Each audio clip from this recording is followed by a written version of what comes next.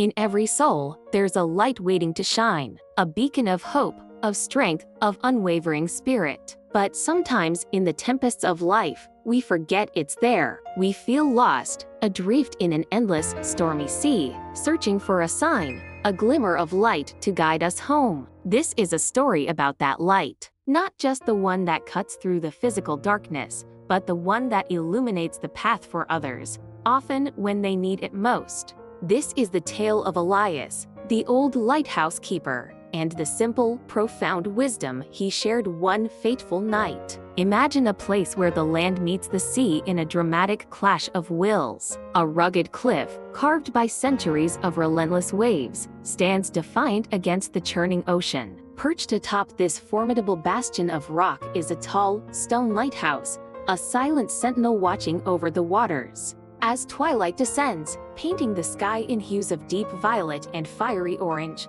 the world seems to hold its breath. The air is thick with the scent of salt and the distant cry of gulls settling in for the night. This is where our story begins. Inside the lighthouse, we meet Elias. His face is a roadmap of a life lived by the sea, weathered and lined. Yet his eyes hold a gentle, knowing sparkle, as deep and serene as the ocean on a calm day. With a steady hand on the cold stone wall, he begins his nightly ritual, the slow, rhythmic climb up the winding spiral staircase. Each step is deliberate, familiar, a cadence he has followed for more countless years than he can remember. The wind begins to howl outside, a mournful song that rattles the thick glass panes of the tower. But Elias is undeterred. His purpose is singular, his resolve as solid as the stone beneath his feet. At the very top, in the lantern room, lies the heart of the lighthouse. A magnificent Fresnel lens, a masterpiece of glass and brass,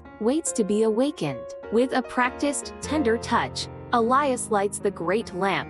A warm, golden glow instantly floods the room, pushing back the encroaching shadows. It's a powerful, living light, a stark contrast to the brewing storm outside. Below, waves crash against the cliffs with thunderous force, sending plumes of white spray high into the air.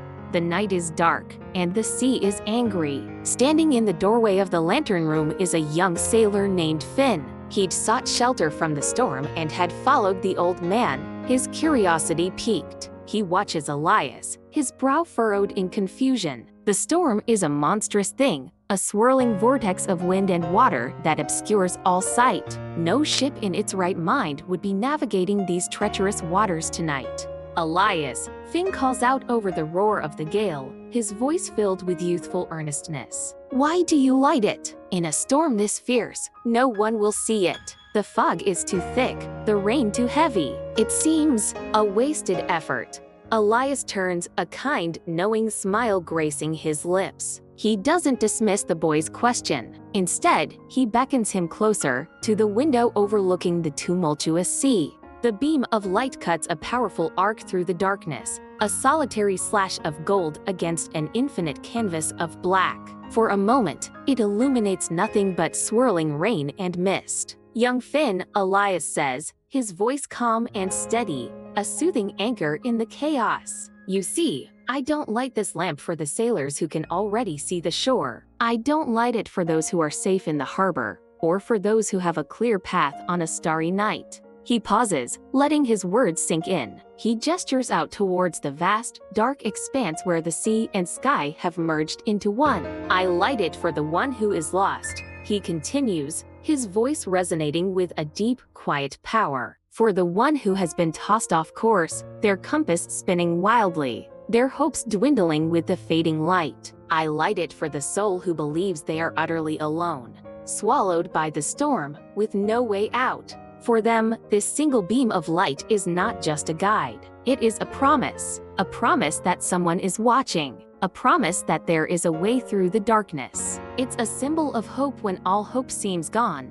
As Elias speaks, the scene magically shifts. We are no longer in the lighthouse, but out on that very sea. We see a small, battered fishing vessel, tossed mercilessly by colossal waves. Its sails are torn, its mast creaks under the strain. On its deck, a lone figure clings to the helm, soaked and shivering, their face etched with fear and exhaustion.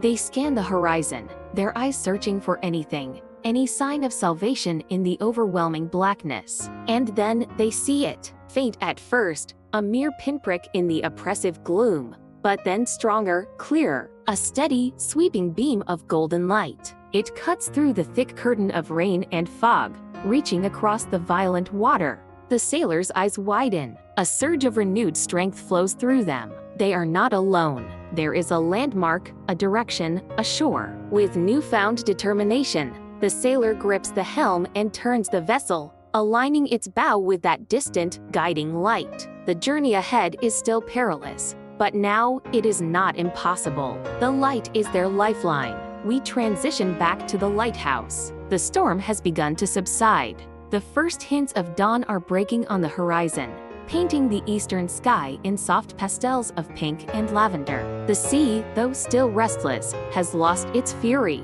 Seagulls emerge, their graceful forms silhouetted against the emerging light, their cries now cheerful and bright. Elias and Finn stand side by side on the balcony of the lighthouse, watching the new day be born. The great lamp behind them still glows, its work not yet done. Elias stands tall and proud, a humble guardian who asks for no thanks, no recognition. His reward is the sunrise, the sight of a safe harbor, the knowledge that his simple act may have saved a life. The warm, cinematic light of the rising sun bathes him in a hero's glow. The young sailor, Finn, looks at the old man with a newfound understanding, his eyes filled with awe and respect. He finally comprehends the depth of the lighthouse keeper's wisdom. It wasn't about being seen or acknowledged. It was about selfless service. It was about holding a space of hope for others, whether they knew it or not. The true impact of our actions is often invisible to us. A kind word, a helping hand, a listening ear, these are the lights we can shine in someone else's storm. You may never know who is lost in the dark, struggling against their own private tempest. You may never see the person whose path you illuminate, but that doesn't make your light any less vital. So, be the light. Be the person who shines brightly, not for applause, but for the silent, unseen struggles of others. Be the beacon of hope in someone's darkness. Your consistency, your quiet strength, your unwavering belief in the good can be the very thing that guides someone safely back to shore. You have that power within you. Keep growing and keep shining. Your light matters more than you will ever know. Thank you for joining us on this journey. If this story touched your heart, please consider liking this video and subscribing to our channel, Tales of Wise Motives. Join our community as we continue to explore stories that inspire us to be the best versions of ourselves. Until next time, shine on.